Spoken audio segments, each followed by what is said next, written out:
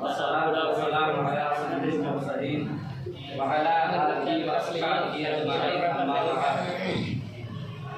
فأعوذ بالله من الشيطان الرجيم بسم الله الرحمن الرحيم لقد كان لكم في رسول الله أسوة حسنة صدق الله مولانا العظيم وصدق رسوله الكريم ونحن على ذلك من الشاهدين والشاكرين والحمد لله رب العالمين. حضرات گرامی، آج کی اس محفل ذکر مصطفیٰ میں مناسب سمجھتا ہوں کہ اتباع سنت مصطفیٰ کے سلسلے میں کچھ لفظ گشائی کروں، اور مجھے امید ہے کہ آپ تمامی حضرات نہایت ہی اطمینان و سکون کے ساتھ سماعت فرمائیں گے. آئیے آغاز سخن سے پہلے ہم اور آپ اپنے آقا و مولا جو تاجدار مدینہ صلی اللہ تعالی علیہ وسلم کی بارگاہ عالیہ میں جھوم جھوم کر درود پاک بلند آواز سے پڑھے. پڑھیے بلند آواز سے.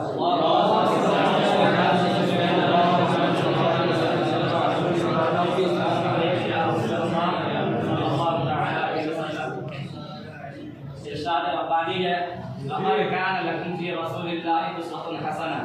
اے لوگو، تمہارے لیے رسول کائنات کی مقدس زندگی میں بہترین نمونہ ہے.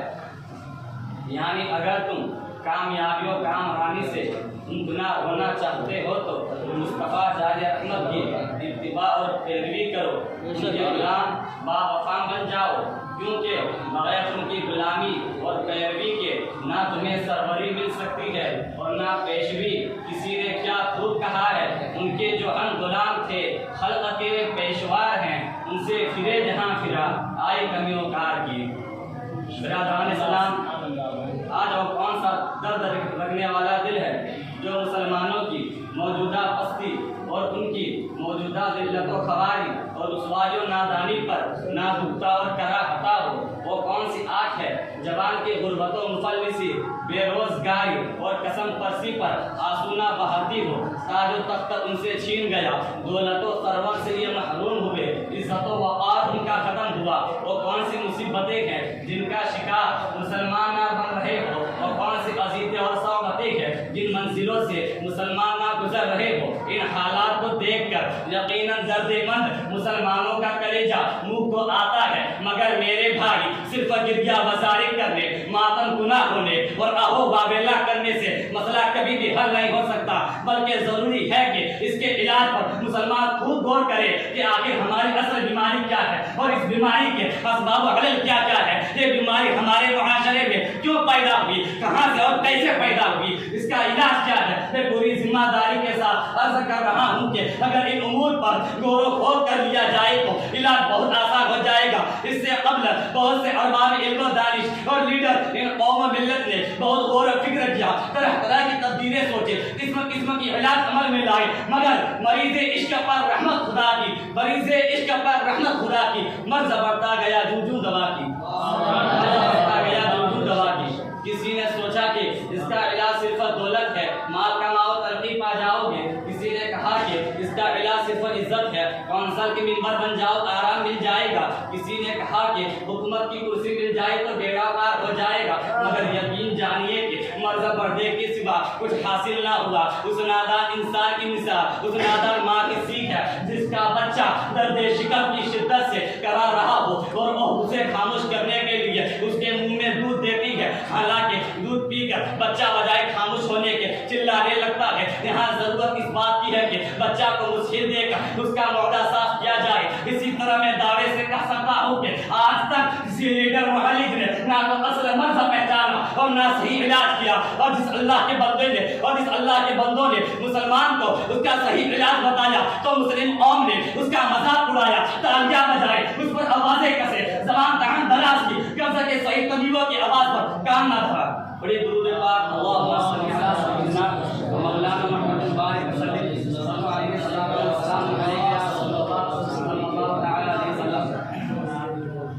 ایک بوڑھا کسی حکیم کے پاس گیا اور کہنے لگا حکیم صاحب میری نگاہ موٹی ہو گئی ہے۔ حکیم صاحب نے جواب دیا بڑھاپے کی وجہ سے۔ بوڑھے نے کہا کمر میں درد بھی ہوتا ہے۔ حکیم صاحب نے جواب دیا بڑھاپے کی وجہ سے۔ بوڑھے نے کہا حافظہ خراب ہو گیا ہے، کوئی بھی بات یاد نہیں رہتی۔ حکیم صاحب نے جواب دیا یہ بھی بڑھاپے کی وجہ سے۔ بوڑھے کو غصہ آ گیا اور تڑپ کر بولا اے بے وقوف حکیم، تو نے سارے حکمت میں بڑھاپے کی سوا کچھ نہیں پڑھا۔ حکیم صاحب نے بڑی سنجیدگی اور مقام سے جواب دیا کہ اے بوڑھے میاں، آپ کو جو مجھ بے قصور پر بلا وجہ غصہ آ گیا وہ بھی بڑھاپے کی وجہ سے۔ مسلمانوں، آج ہمارا بھی حال یہی ہے، ہماری بادشاہی گئی، عزت گئی، دولت و ثروت گئی، وہ اور گیا، عظمت گئی، صرف ایک وجہ اور وہ یہ ہے کہ آج ہمارے ہاتھوں میں دامن مصطفیٰ نہ رہا۔ آج ہم نے شریعت مصطفیٰ کی پیروی چھوڑ دی، آج ہم نے نقش قدم مصطفیٰ پر چلنا چھوڑ دیا، ہماری زندگی اسلامی نہ رہی۔ ہمیں خدا کا خوف، نبی کی شرم، آخرت کا ڈر، موت کی یاد، قبر کی منزل اور حشر کا منظر یاد نہ رہا۔ اسی لیے آقائے نعمت مفضل برکت مجدد دین و ملت سیدی امام احمد رضا فاضل بریلوی رضی اللہ تعالی عنہ ارشاد فرماتے ہیں کہ دین اللہ میں ہونا تجھے شرف بہتر، ہونا تجھے شرم نبی، خوف خدا یہ بھی نہیں۔ سبحان اللہ، یہ بھی نہیں وہ بھی نہیں۔ آج وہ کون سی برائی ہے جو ہم میں موجود نہیں؟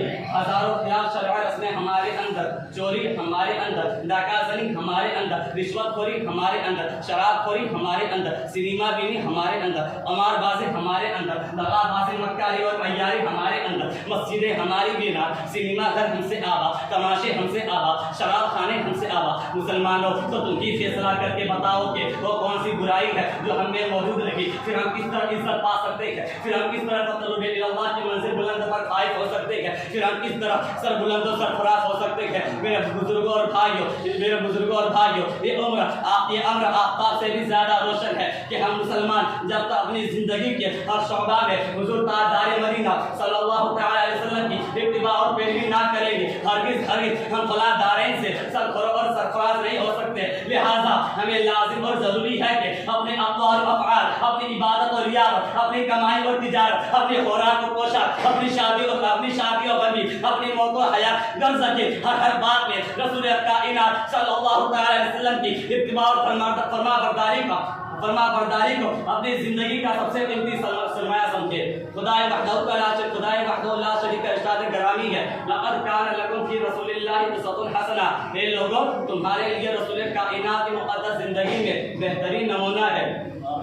برادران اسلام، آج دنیا میں جس طرف دیکھیے انسانوں میں بے چینی کا لہر ہے، بدامنی کا دور و دورہ ہے، کسل پرسی کا عالم ہے۔ اس کی وجہ یہی ہے کہ آج دنیا نے اپنے ہادی رہبر اعظم فاتح عالم نور مجسم صلی اللہ تعالی علیہ وسلم کی اتباع اور فرما برداری کو چھوڑ دیا ہے۔ میں پوری ذمہ داری کے ساتھ عرض کر رہا ہوں کہ اگر آج دنیا آپ کے ازمائے حسنہ پر چلنا اور آپ کے مقدس تعلیم پر عمل کرنا شروع کر دے تو یقیناً انسانوں کی بے چینی اور بے قراری دور ہو جائے گی اور پوری دنیا امن و سکون کی جنت بن جائے گی۔ آج بھی ہو جو برہائم سا ایمان پیدا، آج بھی ہو جو برہائم سا ایمان پیدا، آج کر سکتی ہے انداز ویسا پیدا۔ اے لوگوں تمہارے لیے رسول کائنات کی مقدس زندگی میں بہترین نمونہ ہے۔ برادران اسلام، یہ کون نہیں جانتا ہے کہ خورشید رسالت کی جلوہ گری سے پہلے دنیا کی کیا حالت تھی؟ صحرائے عرب میں ہر طرف جہالت کی گھٹا تاریکیاں چھائی ہوئی تھی۔ انسانوں نے آدمیت کا پیراہن اتار کر وہ حشی درندوں کا لبادہ اوڑھ لیا تھا۔ عرب کا توانا، ناتھوں کا پنجہ مروڑنا فخر محسوس کر رہا تھا۔ زناکاری عام ہو گئی تھی، شراب نوشی داخل تہذیب تھی۔ انسان کا دشمن، قبیلے کا دشمن، باپ اولاد کا دشمن، کبر و تکبر، نخوت و غرور، حسد و کینہ کا ہر طرف دور و دورہ تھا۔ بیواؤں پر مظالم توڑے جا رہے تھے، یتیموں پر غاصبانہ حملہ کیا جا رہا تھا، انہیں بے گھر و بے گھر کیا جا رہا تھا۔ ایسے تاریک ماحول میں کوئی ان کی فریاد سننے والا نہیں، کوئی فریاد سننے والا نہیں، کوئی عدل گستر فریاد درس کی اور رکھوں کا حال تو اور ناگفتہ نہ تھا، بس اب مناظر بازار کا سودا سمجھی जाती थी, माशरे में कोई उनका मकाम नहीं था, बच्चियां जिंदा दरगोर कर दी जाती थी, बेवी बच्चियां जिंदा दरगोर कर दी जाती थी। जालिमों का सीना शायद पत्थर से ज्यादा सख्त और चट्टान से भी ज्यादा मजबूत था। अरब का वो भयानक माहौल निगाहों के सामने लाए, वो वाकया सुनने से दिल कांप जाता है, जिसमें के रोंगटे खड़े हो जाते हैं जब एक बाप अपनी छोटी बच्ची को गोद में लेकर मुक़द्दर और मुफ़्फ़ल की तरफ बढ़ता है। नौज़ायदा नन्ही सी बच्ची अपने बाप के गोद में खेलती मचलती और हमकती है, वो प्यार चाहती है, उसके होंठ प्यार के प्यासे है, उसे उसके रुखसार प्यार के मुकमली है, उसका सीना प्यार से भीजे जाने के लिए धड़कता है। वो बाप का अंगूठा मगज़रे शेर समझकर चूसना चाहती है, वो तो बाप की गोद में है, उसे तो इंतजार है बाप की उल्फत और मोहब्बत का, शफ़क़त और प्यार का। उस नन्ही बच्ची को क्या मालूम कि बाप की गोद उल्फत और मोहब्बत के लिए नहीं, फतिया और लोरियां सुनाने के लिए नहीं, बल्कि उसे जिंदा दरगोर करने के लिए है। नन्ही मुन्नी सूरत वाली गुड़िया एक दिन जिंदा दरगोर होने जा रही है। अपने आप को बाप की गोद से जमीन के गोद में पाकर उसका नन्हा एहसास जाग उठता है, ऊपर से मिट्टी गिरती है, वो रोने लगती है, चिल्लाने और बिलबिलाने लगती है, ज़बाने हालो पाल से फरियाद करती है, अरे अब्बा मैंने तेरा क्या बिगाड़ा है, तू मुझे मिट्टी और तले क्यों दफन कर रहा है? अरे जालिम देख तो सही, मैं तुम्हारी सूरत से किस कदर मिलती जुलती हो, कितनी मासूम, कितनी भोली और कितनी प्यारी लगती हो। आप मुझे गोद ले ले, मुझको प्यार करो, मुझको बोसा दो। माँ कहाँ हो तुम? मुझे तेरी शफीक गोद चाहिए, मेरा मुंह तेरी छातियों के लिए खिला है। अरे जालिम ये मिट्टी ना दे, खुदा या तू ही दे, क्या तूने इसीलिए पैदा किया है, क्या तूने इसीलिए बनाया है? खुदा तो देख रहा है, फिर इंसाफ क्यों नहीं करता? क्यों नहीं आसमान फट जाता? क्यों नहीं जमीन शक हो जाती? रोए जमीन का तख्ता क्यों नहीं उलट जाता? क्यों निज़ाम कायनात दरहम बरहम नहीं हो जाता? उस ये जुल्म और सितम, ये इस्तबदाद, वो आखिरी चीख के साथ उसकी आवाज़, उसका नारा, उसका शेवन हमेशा के लिए खत्म हो जाता है और कायनात खून के आंसुओं में शराबत हो जाती है। ऐसे माहौल में हमारे आका व मौला हुजूर ताजदार मदीना सल्लल्लाहु तआला अलैहि वसल्लम उस अदा से जवाबार हुए, आपके ज़िया पाश के अज़मत से आलम का ज़र्रा ज़र्रा जगमगा उठा, ज़मीन का गोशा गोशा मुनव्वर और मुजल्ला हो गया। जिसका दिल बिल्कुल सख्त और पत्थर था, उनके दिल अस्वाए रसूल के बरकत से रहमत करम और शफ़क़त उल्फत का मुआज़्ज़म समंदर नजर आने लगे। जो लोग अपने औरतों को बानज़र और बेइख्तियार गिराते थे, वो लोग अपनी औरतों को बानज़र इज़्ज़त और अज़मत देखने लगे। जो लोग अपनी बच्चियों को जिंदा दरगोर करना माल खतरा समझते थे, वही अब अपनी बच्चियों के साथ प्यार और हमदर्दी को इबादत समझने लगे। बिरादरान इस्लाम, हमारे